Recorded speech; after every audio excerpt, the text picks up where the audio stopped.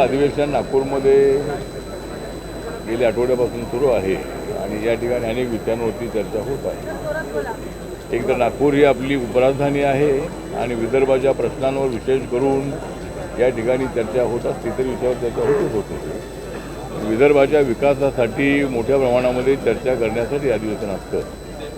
तर आज मी या ठिकाणी मारलेला आहे विधिमंडळाचा फेरफटका।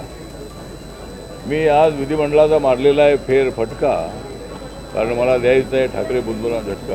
त्यामुळं या ठिकाणी आपण आलेलो आहोत आणि आपण माझा जो रिपब्लिकन पार्टी आहे, या रिपब्लिकन पार्टी जी आहे ती महायुतीमध्ये आहे आणि महायुतीला नगरपालिकेच्या निवडणुकीमध्ये चांगल्या पद्धतीने यश मिळणार आहे।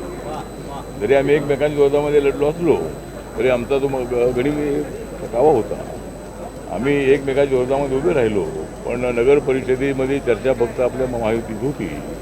त्यामुळं ठाकरे बंधूंची चर्चा नव्हती किंवा काँग्रेसची फार चर्चा नव्हती। त्यामुळे ते ठीक आहे। तर आता मात्र निर्णय घेण्यात आलेला आहे। देवेंद्र फडणवीस, एकनाथ शिंदे आणि अजितदादा पवार, रवींद्र चव्हाण यांनी चर्चा केलेली आहे आणि रिपब्लिकन पक्षाला सोबत घेऊन सगळ्या ज्या महानगरपालिकेच्या निवडणुका आहे, 29 महानगरपालिकेच्या निवडणुका एकत्रित लढण्याचं ठरलेलं आहे। त्याप्रमाणे त्याच्यामध्ये रिपब्लिकन पक्षाला आपला हिस्सा मिळावा। अनेक ठिकाणी रिपब्लिकन पक्षाची ताकद अनेक शहरामध्ये आहे, त्यामुळे रिपब्लिकन पक्षाला काही जागा मिळायला पाहिजे या दृष्टिकोनातूनही मी प्रयत्न करणार आहे।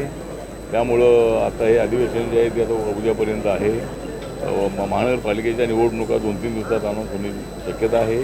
त्यामुळे मुंबईची महानगरपालिका जी आहे आमच्यासाठी अत्यंत अस्तित्वाची आहे आणि मुंबईमध्ये आणि सगळ्यात महानगरपालिका जी आहे, जिल्हा परिषद आहेत, पंचायत समिती आहेत, त्या सगळ्या एकत्रितपणे लढण्याच्या संबंधाचा निर्णय झालेला आहे आणि त्यामुळं महायुतीला प्रचंड अशा पद्धतीचं यश या स्थानिक स्वराज्य संस्थांमध्ये मिळणार आहे। त्यामुळे माझा रिपब्लिकन पक्ष जो आहे हा महायुतीसोबत आहे आणि महायुतीला प्रचंड यश मिळवून देण्यासाठी माझा पक्ष सातत्यानं प्रयत्न करत राहणार आहे।